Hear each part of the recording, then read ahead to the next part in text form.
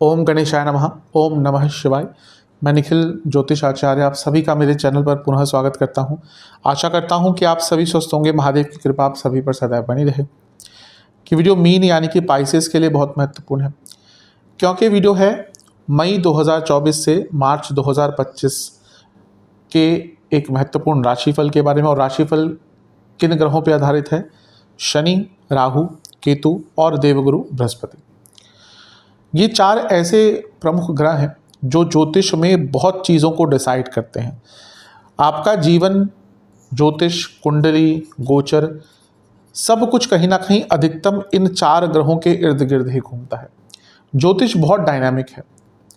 लग्न 2 घंटे में बदलता है। एक होरा लग्न होता है ज्योतिष में, 1 घंटे में बदलता है। चंद्रमा 2.25 दिन में राशि बदलते हैं। बुध करीबन 2 हफ्ते के आसपास राशि बदलते हैं। शुक्र करीबन 27-28 दिन में राशि बदलते हैं। मंगल 1.5 महीने में राशि बदलते हैं। सूर्य 1 महीने में राशि बदलते हैं। लेकिन ये जो 4 ग्रह हैं ना, ये बहुत देरी लगाते हैं राशि बदलने में। इसलिए जो बड़े बदलाव होते हैं जीवन में, आपका जीवन किस तरफ बढ़ेगा या किस तरफ से पीछे आएगा, क्या अच्छा होगा क्या बुरा होगा, वो अधिकतम इन ग्रहों के चाल से ही डिसाइड होता है। इसलिए ज्योतिष में ये ग्रह बहुत महत्वपूर्ण है। और इन सारे ग्रहों में से केवल इस साल देवगुरु बृहस्पति ने ही राशि बदला है 1 मई 2024 को। वह वीडियो तो मेरे चैनल पे है ही, आप चाहें तो देख सकते हैं जिसने नहीं देखी है अब तक। तो इस साल केवल देवगुरु बृहस्पति का राशि परिवर्तन हो रहा है। अगला साल है 2025 जो बहुत महत्वपूर्ण होगा सभी के जीवन में, क्योंकि वहाँ पर ये सारे ग्रह आसपास राशि बदल रहे हैं। शनि महाराज मार्च में बदलेंगे और ये तीनों ग्रह मई में बदलेंगे। मई 2025, मार्च 2025। तो इस साल केवल देवगुरु बृहस्पति का ही राशि बदला है, लेकिन इसका मतलब ये नहीं कि बाकी ग्रहों का प्रभाव या उनका जो असर है वो वैसा ही रहेगा। क्यों? क्योंकि जब देवगुरु बृहस्पति यहाँ से यहाँ पे आ गए तो उनका जो परम्यूटेशन कॉम्बिनेशन बाकी ग्रहों से था वो बदल गया। और ये ग्रहों का जो परम्यूटेशन एंड कॉम्बिनेशन बाकी ग्रहों से होता है, बाकी 3 बड़े ग्रहों से होता है, या आपस में जो इन 4 बड़े ग्रहों का परम्यूटेशन और कॉम्बिनेशन होता है, वो कई चीज़ें डिसाइड करता है। और वैसा ही देवगुरु बृहस्पति के साथ हुआ है। जब उन्होंने राशि बदली तो उनका जो एक संबंध बाकी 3 बड़े ग्रहों के साथ था वो बदल गया है। तो इन्हीं सब चीज़ों की विवेचना करेंगे इस वीडियो में कि क्या क्या बदला है, क्या क्या प्रभाव अलग हुआ है। देखिए, एक बात तय है कि यहाँ पर बृहस्पति महाराज का ही सिर्फ बड़ा राशि परिवर्तन हुआ है, तो ये वर्ष स्थिरता का है। जैसे मैंने कभी कहा कि अगला साल बहुत कुछ बदलेगा, लेकिन ये वर्ष स्थिरता का है। लेकिन परस्पर संबंध जो बदले हैं उन सब की विवेचना करेंगे। और 4 प्रमुख केंद्र बिंदु रहेंगे इस वीडियो के। पहला होगा बृहस्पति और शनि महाराज का केंद्रादि योग, दोनों एक दूसरे से केंद्र भाव में है। दूसरा होगा आपके भाग्य स्थान पर 3 बड़े ग्रहों का प्रभाव, शनि महाराज की 10वीं, बृहस्पति महाराज की 7वीं, राहु महाराज की 9वीं दृष्टि। और तीसरा केंद्र बिंदु होगा आपके सप्तम भाव पर राहु महाराज की दृष्टि, बृहस्पति महाराज की दृष्टि और केतु महाराज का यहाँ पे बैठना, यानी कि 3 ग्रहों का प्रभाव आपके 7वें घर पर भी हो रहा है। और चौथा केंद्र बिंदु होगा आपके लाभ स्थान पर केतु और बृहस्पति की दृष्टि और बृहस्पति और केतु की परस्पर दृष्टि। तो इन 4 केंद्र बिंदु के अधीन ही यह वीडियो रहेगा और हर चीज़ पर विवेचना करेंगे। मैं वो सारे पॉइंट्स इसमें कवर नहीं करूंगा जो मैंने बृहस्पति देव की वीडियो में करे हैं, जो उसमें मैंने बहुत कुछ बताया है। ये वीडियो जो है वो 4 ग्रहों के सम्मिलित प्रभाव के बारे में, और प्रेडिक्शन से ज़्यादा ये एक गाइडेंस है कि आप किस प्रकार से अपने ग्रहों की ऊर्जा को यूज़ करते हुए अपने जीवन की जो ये नैया है उसको पार लगाएं, अपने जीवन का जो चक्र है उसको आगे बढ़ाएं। पुनः समझाने की कोशिश करूँगा कि राशिफल अलग अलग नहीं बन सकते। कि आप बोलें कि मेरी मीन लग्न राशि है तो अलग बनाइए, मेरी मीन चंद्र राशि है तो अलग बनाइए। राशिफल सेम ही बनता है। ये आपके ऊपर है, आपको कहाँ से ज़्यादा रिजल्ट मिलते हैं आप वहाँ से देखिए। अगर आपको लगता है लग्न राशि से आपको ज़्यादा सटीकता बैठती है, ज़्यादा रिलेटिबिलिटी बैठती है, तो वहाँ से देखिए। अगर आपको लगता है कि चंद्र राशि से आपको ज़्यादा रिलेटिबिलिटी बैठती है तो आप वहाँ से देखिए। व्यक्तिगत तौर पर जैसे मैं हमेशा कहता आया हूँ कि लग्न राशि से हमेशा ज़्यादा सटीकता आएगी, क्योंकि वो वास्तविकता के पास होती है। तो वहाँ से देखेंगे तो ज़्यादा रिजल्ट आपको बेटर बैठेगा। तो शुरुआत करते हैं। कुछ विशेष उपाय वीडियो के अंत में अवश्य बताऊंगा। शुरुआत करते हैं सबसे पहले केंद्र बिंदु से, और वो है शनि और बृहस्पति महाराज का परस्पर केंद्र भाव में बैठना एक दूसरे से। देखिए, ज्योतिष में ऐसा नहीं कि कोई ग्रह एक दूसरे को देखे या एक दूसरे के साथ में बैठे तो ही वो एक दूसरे पर प्रभाव डालेगा। नहीं, जो मैंने हमेशा कहा है, ज्योतिष बहुत डायनामिक है। ये न्यूमरोलॉजी की तरह नहीं है कि आपने मूलांक देख दिया और बताना शुरू कर दिया। नहीं, ऐसा नहीं होता। जनरल चीज़ों के लिए ठीक है न्यूमरोलॉजी, पामिस्ट्री, लेकिन ज्योतिष अपने आप में एक बहुत पूर्ण, संपूर्ण और बड़ी परिपूर्ण विद्या है और इसका कोई अंत नहीं है। तो जैसे फॉर एग्जाम्पल कोई ग्रह बृहस्पति के यहाँ पे सामने बैठा होगा तो वो बृहस्पति से दृष्ट होगा तो 100% अफेक्ट आएगा बृहस्पति का। लेकिन अगर कोई ग्रह यहाँ पर बैठा है तो भी वो बृहस्पति से संबंध बनाएगा। कौन सा? इसको हम कहते हैं कि वो बृहस्पति से उपचय भाव में बैठे हैं, या फिर इसको 3-11 की एक्सेस कहते हैं, जो भी अपने आप में एक बहुत अच्छा एक्सेस होता है। कोई ग्रह अगर बृहस्पति के छठे भाव में बैठते हैं, जैसे फॉर एग्जांपल अगर चंद्रमा कभी भी बृहस्पति छठे में आते हैं या होते, हम कहते हैं कि शकट योग बन गया, तो वो भी एक योग बनता है। इसी प्रकार से हर ग्रह कि दूसरे ग्रहों से संबंध बनाता है, भले वो दृष्टि द्वारा ना हो, योग द्वारा ना हो। कई बार ग्रह लग्न कुंडली में साथ नहीं होते, किसी वर्ग कुंडली में साथ हो जाते, तो वो भी प्रभाव बनता है। तो यहाँ पर लेकिन एक इम्पैक्ट बन रहा है, वो ये है कि बृहस्पति और शनि एक दूसरे से परस्पर केंद्र भाव में है और किसी भी ग्रह से जो केंद्र भाव होता है वो उसको सपोर्ट करने की कोशिश करता है। किसी भी ग्रह से जो त्रिकोण भाव होता है वहाँ पे तो डायरेक्ट इम्पैक्ट रहता है, लेकिन केंद्र भाव एक दूसरे को सपोर्ट करने की कोशिश करते हैं। तो यहाँ पर बृहस्पति और शनि एक दूसरे से केंद्र भाव में है और एक दूसरे को सपोर्ट करने का प्रयास कर रहे हैं। तो यहाँ पर सबसे पहला क्या रिजल्ट आपको प्राप्त होगा? आपके कई इच्छाओं की पूर्ति होगी और कहीं ना कहीं कई नई चीज़ों का स्टार्ट होगा। कैसे? बृहस्पति कहाँ बैठे हैं? आपके तीसरे भाव में, जो क्या है उपचय भाव, और शनि कहाँ बैठे हैं? 12वें भाव में, जो तीसरे भाव का कर्म स्थान बन जाता है, यानी कि तीसरे भाव से 10वां भाव बन जाता है। इसीलिए ये ऐसा वर्ष है जब आपकी मेहनत भी बढ़ेगी शनिदेव के कारण और आपके एफर्ट्स भी बढ़ेंगे।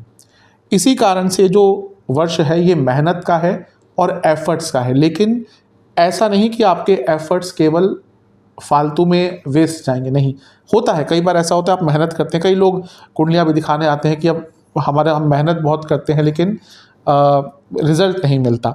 तो उसमें कई ऐसे योग बनते हैं कि हाँ, व्यक्ति का मेहनत दिख रही है लेकिन रिजल्ट नहीं मिलता, क्योंकि या तो भाग्य स्थान वीक होता है, लग्न वीक होता है, 10वां भाव वीक होता है, 11वां भाव वीक होता है, कई ऐसी चीज़ें होती हैं।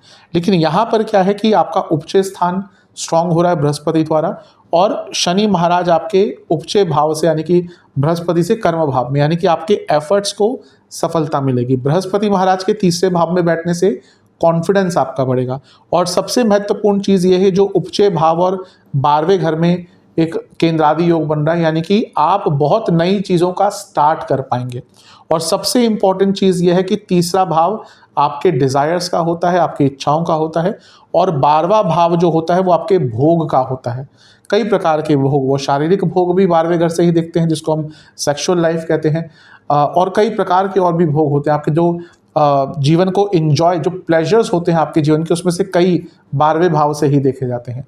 तो यहाँ पर आपके डिज़ायर्स और आपका भोग, इसमें एक योग बन रहा है, यानी कि आपकी कई इच्छाएं यहाँ पर पूर्ण होने वाली है। बृहस्पति भाग्य के कारक हैं और शनि मेहनत के कारक है, तो आपके भाग्य और मेहनत दोनों के इस केंद्रादि योग के कारण आपकी कई इच्छाएं भोग में कन्वर्ट होंगी, यानी कि आपकी कई इच्छाओं की पूर्णता इस वर्ष होने वाली है। ये वर्ष, जैसा मैंने कहा कि एफर्ट्स भी बढ़ेंगे, कॉन्फिडेंस भी बढ़ेगा, कई नई चीज़ों की स्टार्ट भी होंगी, और आप इस सबके सम्मिलित प्रभाव से बहुत चीज़ों को प्राप्त करेंगे, बहुत इच्छाओं की पूर्ति करेंगे। जो दूसरा आपका इस केंद्र बिंदु में पॉइंट बनता है वो ये है कंसिस्टेंसी के साथ बहुत चीज़ों की प्राप्ति। कैसे? सबसे पहली बात है कि बृहस्पति और शनि दोनों ही स्थिर स्वभाव की राशि में है। बृहस्पति वृषभ में है जो स्थिर स्वभाव की राशि है, और शनि कुंभ में है जो स्थिर स्वभाव की राशि है। कौन कौन सी होती है? 2, 5, 8, 11 ये होती हैं स्थिर स्वभाव की राशियाँ। अब शनि और बृहस्पति यानी कि काल और भाग्य का एक साथ स्थिर स्वभाव की राशि में होना एक संयोग होता है जो दुर्लभ होता है। फॉर एग्जाम्पल, हम 2024 में हैं और 2024 में दोनों ही शनि और बृहस्पति स्थिर स्वभाव की राशि में हैं। अगर हम 2025 की बात करेंगे तो शनि महाराज आ जाएंगे आपके लग्न भाव में, मीन में द्विस्वभाव, और बृहस्पति आ जाएंगे द्विस्वभाव राशि में। 26 की बात करेंगे, शनि महाराज यहीं पे होंगे, बृहस्पति चर स्वभाव।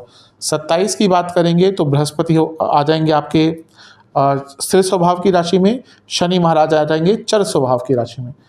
तो दोनों ही ग्रह स्थिर स्वभाव की राशि में होना ये एक दुर्लभ योग होता है।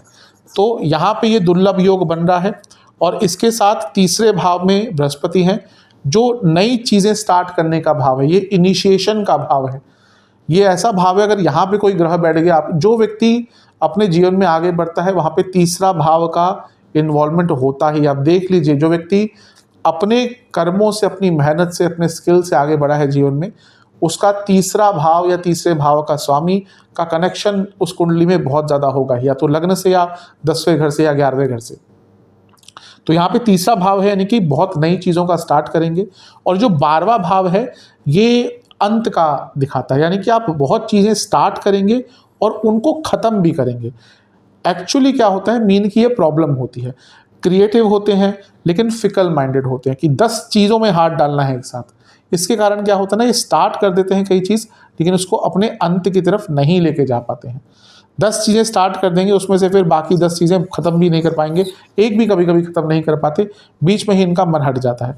लेकिन ये वो टाइम है जहाँ पर आप कंसिस्टेंटली नई चीज़ों की शुरुआत भी कर पाएंगे और उनका अंत भी कर पाएंगे। तो दूसरी भविष्यवाणी यही है कि आपके कई प्रोजेक्ट्स में, कई काम में कंसिस्टेंसी रहेगी, कंसिस्टेंटली नई चीज़ों की शुरुआत करेंगे और कंसिस्टेंटली उनको पूर्णता तक लेकर भी जाएंगे। अगला जो पॉइंट है वो बहुत महत्वपूर्ण है आपके लिए। कारण ये है कि ये जो योग बन रहा है शनि बृहस्पति का केंद्रादि योग, यहाँ पे ये दोनों ही ग्रह बहुत स्ट्रांग अवस्था में है। शनि बना रहे हैं विपरीत राजयोग और बृहस्पति बना रहे हैं पराक्रम योग। कैसे? जब भी लग्न भाव का स्वामी तीसरे में होता है या तीसरे का स्वामी लग्न भाव में होता है तो उसको पराक्रम योग कहते हैं। क्यों? क्योंकि तीसरा भाव पराक्रम का है।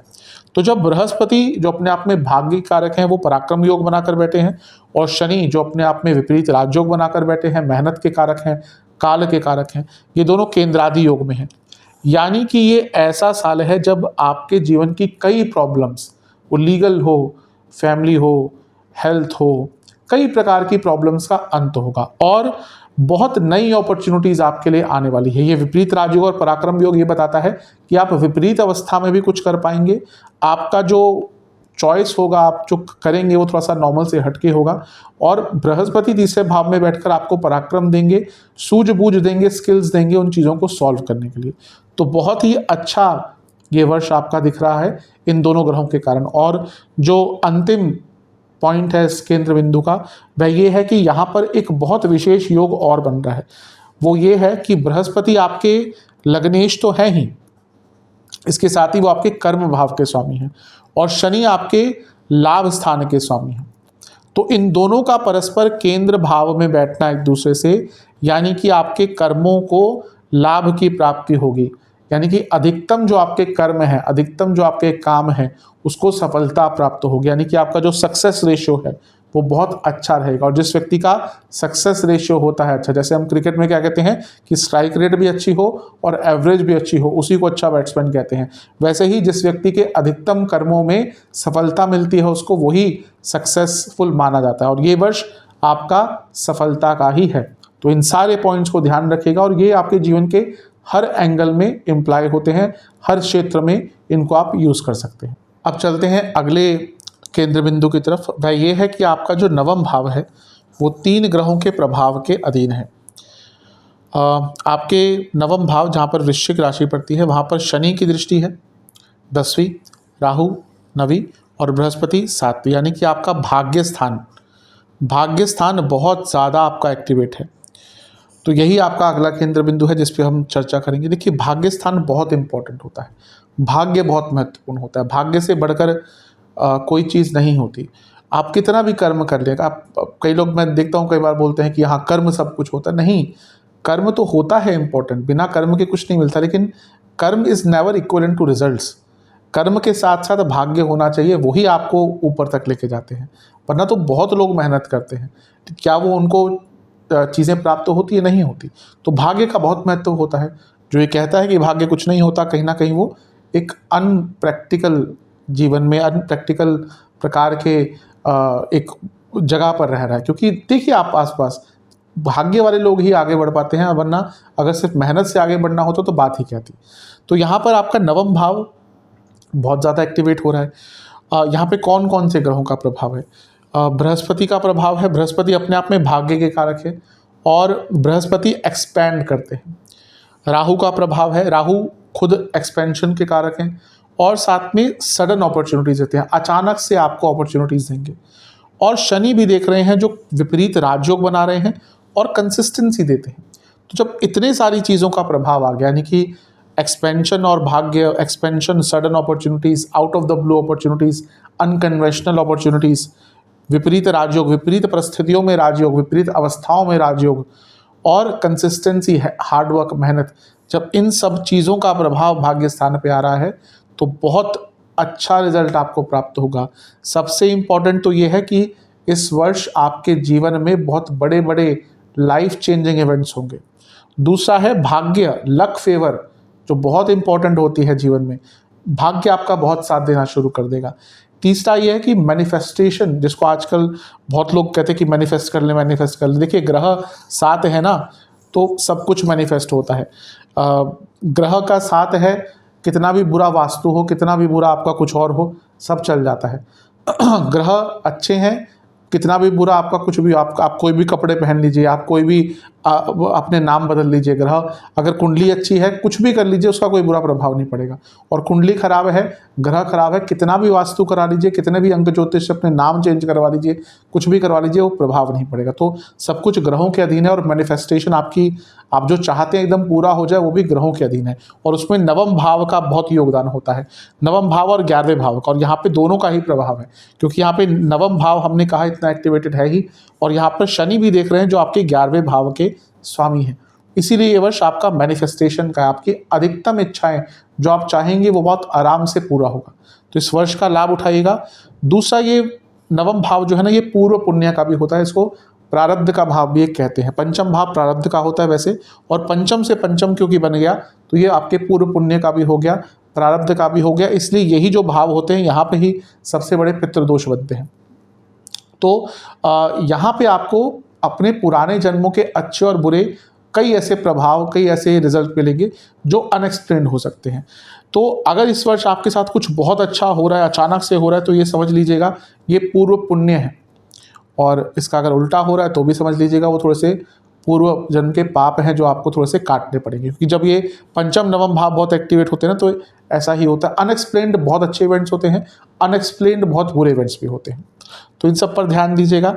दूसरा, नवम भाव तो धार्मिक चीज़ों का है ही, तो आपकी जो धार्मिक चेष्टा है, धार्मिक ज्ञान है, वो सब बहुत बढ़ेगा। और इसके साथ ही आप बहुत रिस्पॉन्सिबल भी हो जाएंगे, क्योंकि ये नवम भाव आपका धर्म त्रिकोण का आता है, और धर्म का मतलब रिस्पॉन्सिबिलिटी भी होता है। तो ये आपका पहला पॉइंट है। दूसरा, मैंने अभी पूर्व पुण्य में थोड़ा सा पितृ दोष को टच किया था, तो ये दोनों पितृ भाव होते हैं। तो मैं ये आपको सजेस्ट करूँगा मीन वालों को कि जितना हो सके पितरों की पूजा, पितरों के लिए दान करें। और जो पितृपक्ष आएगा शारदीय नवरात्रों से पहले, बढ़ चढ़ के उसमें अपने जो पितरों के लिए पूजा है, दान है, जो भी आपके यहाँ पे परंपरा है, हर जगह अलग अलग चीज़ें होती हैं। आप कुछ उनके लिए स्पेशल दान कराना चाहते हैं, जो भी करवाना चाहते हैं वो अवश्य कीजिएगा। और रेगुलर तौर पर पितरों के लिए इस वर्ष दान कीजिए, क्योंकि पितृदोष कुंडली में आपके है नहीं है, जो भी है वो अगर है तो वो भी बहुत शांत होगा, और बाकी भी आपको पितरों की सहायता बहुत प्राप्त होगी। तो ये वर्ष ऐसा है जहाँ पर पितरों के लिए अवश्य आप कुछ विशेष कीजिएगा। अगला तीसरा पॉइंट ये है कि ये एजुकेशन के लिए बहुत अच्छा है। अब यहाँ पे दोनों के लिए अच्छा है, यानी कि स्टूडेंट्स के लिए भी अच्छा है और अपने आप को एजुकेट करने के लिए भी बहुत अच्छा है, यानी कि जो स्टडीज़ करते हैं बच्चे या कॉलेज के, उनके लिए बहुत अच्छा वर्ष है। नवम भाव को देख रहे हैं तो हायर एजुकेशन के लिए अच्छा है। राहु देख रहे हैं, बृहस्पति देख रहे हैं, शनि देख रहे हैं। शनि 12वें घर के स्वामी है, राहु विदेश के कारक हैं, बृहस्पति राहु का प्रभाव लेकर बैठे हैं क्योंकि राहु बृहस्पति की राशि में है। तो विदेश भी अगर आप पढ़ने जाना चाहते हैं तो उनके लिए भी अच्छा है। और सेल्फ स्टडी के लिए, स्व अध्याय के लिए भी ये वर्ष बहुत अच्छा है। अगर आप अपने लेवल पर कुछ सीखना चाहते हैं, पढ़ना चाहते हैं, उसके लिए भी ये साल आपका बहुत अच्छा रहेगा। अगला है विदेश से लाभ का आपका योग बन रहा है। वैसे मैं कई बार बता चुका हूँ कि मीन वाले जातक अधिकतम उनका विदेश से कुछ संबंध होता ही है। अधिकतम का मतलब ये नहीं कि 100%, एटलीस्ट 70-80% मीन वालों का कुछ ना कुछ विदेश से संबंध रहेगा, क्योंकि काल पुरुष की कुंडली में 12वें घर की राशि है जो कि विदेश का भाव होता है। तो यहाँ पर विदेश से लाभ क्यों होगा आपको? पहला, राहु देख रहे हैं, और राहु क्या है? विदेश के सबसे बड़े कारक हैं। भाग्यस्थान को देख रहे हैं। बृहस्पति देख रहे हैं, राहु बृहस्पति की राशि में है, तो राहु केतु जिसकी राशि में होते हैं उस पर भी प्रभाव डालते हैं और वाइस वर्सा भी होता है। तो बृहस्पति पर राहु का प्रभाव भी है, तो यहाँ पे भी आगे राहु का यानी विदेश का प्रभाव आ गया। और शनि 12वें घर के स्वामी है, वो भी देख रहे हैं, तो यहाँ पे भी विदेश का प्रभाव आ गया। तो विदेश से कोई बहुत बड़ा लाभ आपको प्राप्त हो सकता है। अगर आप विदेश से संबंधित काम करते ही हैं तो मान लीजिए कि ये वर्ष आपका ही है जहाँ पे आपको कई प्रकार के लाभ होंगे। इसका मतलब ये नहीं कि आपको विदेश जाना ही है, हाँ अगर जाना भी चाहते हैं उसके भी योग बन रहे हैं। लेकिन कई बार होता है कि इंडिया में ही बैठ के व्यक्ति विदेश से संबंधित काम करता है, आप एमएनसी में काम कर रहे हैं, आप कोई बिजनेस कर रहे हैं विदेश से संबंधित, तो उन लोगों को भी यहाँ पे बहुत सारा अच्छा लाभ प्राप्त होगा। और इसी से जुड़ा एक और चीज़ है कि विदेश यात्रा के भी योग बनाता है। नवम भाव लॉन्ग डिस्टेंस का ट्रैवल होता है, और यहाँ पर अभी मैंने एक्सप्लेन किया 12वां घर राहु आदि का प्रभाव, तो विदेश यात्रा के भी आपके योग बन जाते हैं। और अगला पॉइंट एक बहुत विशेष है, क्योंकि हम भाग्य स्थान पर हैं। ये ऐसा वर्ष है जहाँ पे मैंने लाइफ चेंजिंग की बात करी, कोई ऐसी अपॉर्चुनिटी आपके पास आ सकती है जो सच में आपका पूरा जीवन परिवर्तन कर दे। यानी कि कोई ऐसा मौका, कुछ ऐसे करने का अवसर आपको प्राप्त होगा जिसके कारण आने वाले कई साल आपको जीवन में लाभ ही लाभ प्राप्त हो सकता है। इसलिए सजग रहिएगा, चौकन्ने रहिएगा, कोई भी अपॉर्चुनिटी आती है ना उसको हाथ से जाने मत दीजिएगा। अब चलते हैं अगले केंद्र बिंदु की तरफ, जो कि है आपके सप्तम भाव का बहुत ज़्यादा प्रभावित होना। कैसे? सप्तम में केतु बैठे हैं, 1 राहु महाराज की दृष्टि है, 2 बृहस्पति महाराज की दृष्टि है, 3, तो सप्तम भाव पर 3 ग्रहों का प्रभाव है, तो सप्तम भाव भी बहुत एक्टिवेटेड है। अब सप्तम भाव सबसे पहला विवाह आदि के लिए देखा जाता है, उस पर मैंने बृहस्पति महाराज की वीडियो में बहुत चर्चा करी है, वहाँ पे ज़्यादा नहीं जाऊँगा। लेकिन सप्तम भाव बिजनेस का होता है, तो यहाँ पर सबसे पहले गुरु की दृष्टि है। गुरु क्या है? लग्नेश है, यानी कि इम्पॉर्टेंट इवेंट्स। तीसरे घर में बैठे हैं, यानी कि स्किल्स, मेहनत, हिम्मत, पराक्रम, डिसीजन मेकिंग और लॉजिकल थिंकिंग, और भी बहुत अच्छा चीज़ें होती है। और साथ में बृहस्पति क्या है? एक्सपेंशन है, धन है, भाग्य है। राहु एक्सपेंशन, शॉर्टकट्स, प्रैक्टिकल, साथ में चालाकी, ये सब है, एक्सपेंशन भी है, विदेश भी है, तो ये सप्तम भाव को देख रहे हैं। और केतु सप्तम में बैठे हैं, तो केतु क्या है? ज्ञान है, सूक्ष्मता है, टेक्निक है, रिसर्च है। तो ये जब इतने सारे ग्रहों का प्रभाव सप्तम पर है तो बिजनेस पर तो प्रभाव पड़ेगा ही। किस प्रकार का? बिजनेस का ग्रोथ होगा, बिजनेस में नए नए आइडियाज़ आएंगे और आइडियाज़ इम्प्लीमेंट भी होंगे। इसके साथ ही स्किल डेवलपमेंट का मौका मिलेगा, यानी कि आपको अपने बिजनेस में कुछ ना कुछ नई चीज़ें इंप्लीमेंट करने का, कोई नए स्किल इंप्लीमेंट करने का मौका मिलेगा। अगर छोटा बिजनेस है तो आप खुद ही कुछ नया सीख कर कुछ नया करेंगे, बड़ा बिजनेस है तो आप कुछ लोगों को हायर करेंगे या फिर आप अपने एम्प्लॉयज़ को ट्रेन करेंगे, यानी कि स्किल डेवलपमेंट दिख रहा है, उसके थ्रू आपके बिजनेस में सफलता आती हुई दिख रही है। और इसके साथ ही कुछ ऐसा आप कर पाएंगे इस वर्ष अपने बिजनेस में कि लॉन्ग टर्म आपको लाभ मिलेगा। कई बार ऐसा होता है कि कोई ऐसा प्रोडक्ट आपने बना दिया जो बहुत पॉपुलर हो गया और फिर लॉन्ग टर्म उससे बिजनेस चलता रहता है। कई ऐसे बिजनेसेस हैं जो बस एक बार नाम बन गया फिर सालों साल चलते रहते हैं उसी के नाम पर। वैसा ही कुछ करने का आपको अवसर इस वर्ष प्राप्त हो सकता है। दूसरा, और इस एक और चीज़ है कि कुछ पर्टिकुलर बिजनेसेस हैं जो इस वर्ष बहुत अच्छे चलेंगे इस प्रभाव के कारण। कुछ वो बिजनेसेस हैं कि एजुकेशन या कुछ सर्विस आप प्रोवाइड करते हैं, कुछ सर्विस इंडस्ट्री में है, ऑकल्ट से जुड़ा कुछ कार्य करते हैं, सोशल मीडिया से जुड़ा कुछ कार्य करते हैं, धर्म से जुड़ा आपका कुछ कार्य है, धार्मिक चीज़ों से जुड़ा कुछ कार्य है, ट्रैवल, टूरिज्म, हॉस्पिटैलिटी से जुड़ा कुछ कार्य है, या फिर काउंसलिंग आदि से जुड़ा कुछ आप कार्य करते हैं, तो उन सब में आपको बहुत प्रकार के लाभ प्राप्त होंगे। दूसरा पॉइंट है कि ये जो सप्तम भाव है ये बहुत चीज़ें दिखाता है। सबसे पहला पॉपुलैरिटी भी दिखाता है, तो पॉपुलैरिटी, रिकग्निशन, अपनी एक नई पहचान बनाना, और इसके साथ ही एक नई पहचान के साथ साथ अपनी इमेज को थोड़ा सा बदलना, वो सब आपका सप्तम भाव से आता है। और यहाँ पे सप्तम भाव इतना प्रभावित हो रहा है तो इन सब चीज़ों में आपको लाभ मिलेगा, यानी कि आपका एक नई पहचान बनेगी, पॉपुलैरिटी आप गेन करेंगे, आपका नाम बढ़ेगा और रिकग्निशन बहुत प्राप्त होगा। और इन सब के साथ ही सप्तम भाव कभी कभी ये भी दिखाता है कि हम कहते हैं ना कि अब तो वो बड़े लोगों के साथ उठना बैठना उसका स्टार्ट हो गया, वो सप्तम भाव से ही आता है कि हाँ आपको इतना रिकग्निशन मिलेगा कि बड़े लोग आपसे जुड़ना शुरू हो गए, बड़ी पहचान वाले लोग आपसे जुड़ना शुरू हो गए, बड़े लोगों में आपका उठना बैठना हो गया, तो वो सब सप्तम भाव से होता है। तो यहाँ पे ये सब कुछ आपको प्राप्त होगा। अगला पॉइंट है कि ये बैलेंस लाएगा आपके जीवन में। कैसे? वैसे मीन वाले जो जातक होते हैं ना, यूजली थोड़ा सा इम्बैलेंस जीवन जीते हैं, वो स्थिरता नहीं होती उनके जीवन में। लेकिन यहाँ पर कंपैरेटिवली, हमेशा मैं कहता हूँ कि एकदम सब ठीक नहीं होता, कंपैरेटिवली यहाँ पे स्थिरता आनी शुरू होगी, क्योंकि सप्तम भाव बैलेंस भी दिखाता है। अगर हम काल पुरुष की कुंडली देखें तो सप्तम भाव में तुला पड़ता है, और तुला क्या है? बैलेंस है, इसलिए सप्तम भाव बैलेंस दिखाता है। तो यहाँ पे जब सप्तम भाव पर इतना प्रभाव है तो धीरे धीरे करके देखेंगे जो आपकी एक इम्बैलेंस्ड लाइफ थी, जो आपकी एक अस्थिर लाइफ थी, वो धीरे धीरे धीरे करके उसमें आप बैलेंस लाना शुरू कर देंगे। पुनः कहूँगा, बाय स्वभाव मीन वाले थोड़े से इम्बैलेंस लोग होते हैं, उनके जीवन में स्थिरता कम होती है।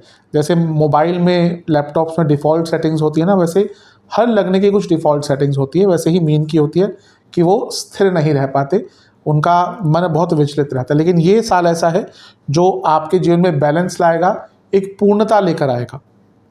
और इसके साथ ही जो लोग जॉब करते हैं उनके लिए प्रमोशन के बहुत चांसेस है, क्योंकि सप्तम भाव प्रमोशन के लिए बहुत इंपॉर्टेंट होता है, क्योंकि 10वें से 10वां है।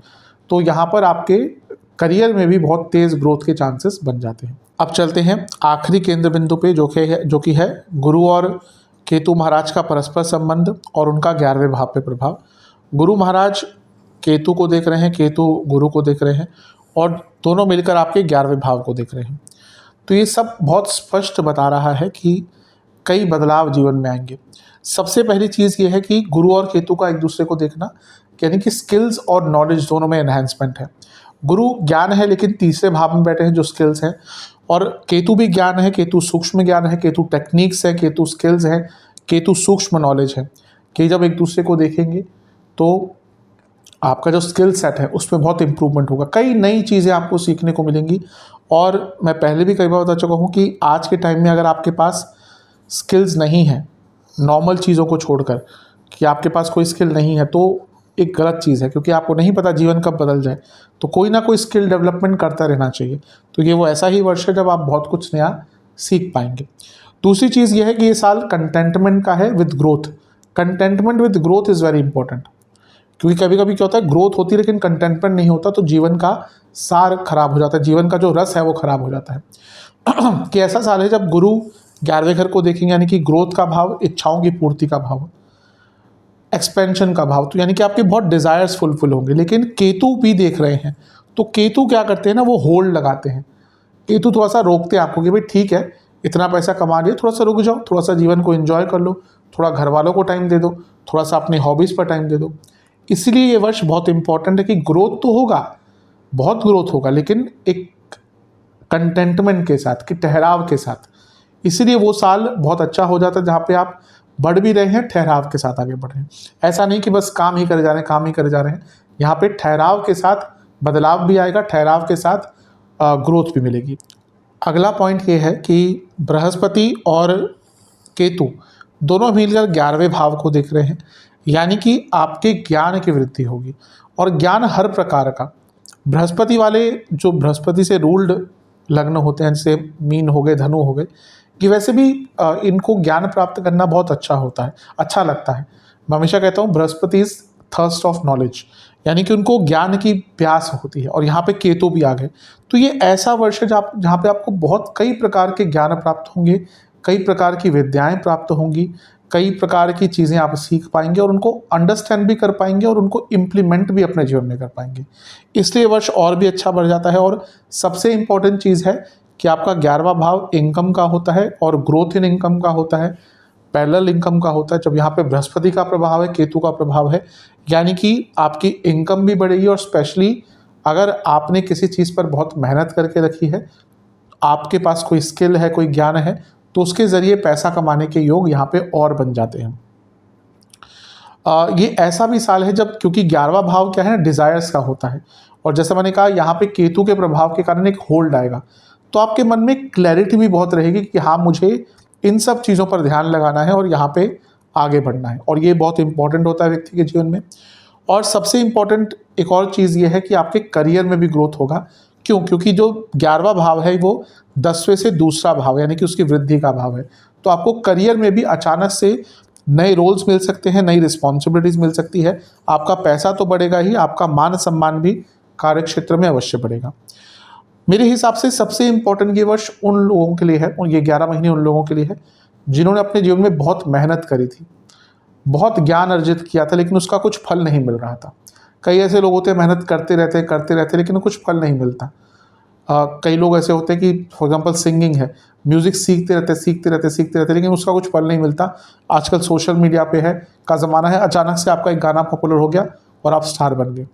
या फिर कोई भी और फील्ड ले लीजिए, तो यहाँ पर ऐसा ही होगा कि अगर आप किसी पर्टिकुलर चीज़ पे बहुत मेहनत कर रहे थे, आपने किसी पर्टिकुलर फील्ड में बहुत स्किल्स एक्वायर की हैं, बहुत रिसर्च की है, बहुत कुछ समझा है, सीखा है, प्रैक्टिकल एक्सपोजर लिया है, तो उन सब चीज़ों का वो जो आपका ड्यू था आपको नहीं प्राप्त हुआ था, वो जो आपकी मेहनत का फल आपको अब तक प्राप्त नहीं हुआ था, ये वो ऐसा साल है जब आपको अपनी मेहनत का फल प्राप्त होगा। इसलिए साल आपका बहुत महत्वपूर्ण हो जाता है। अब उपाय की तरफ चलते हैं।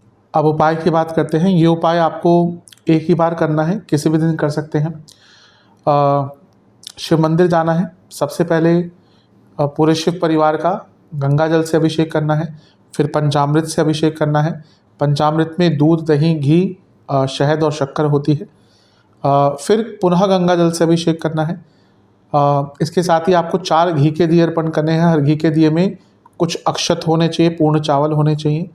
ये करने के बाद आपको ओम काल पुरुषाय नमः मंत्र का 108 बार जाप करना है।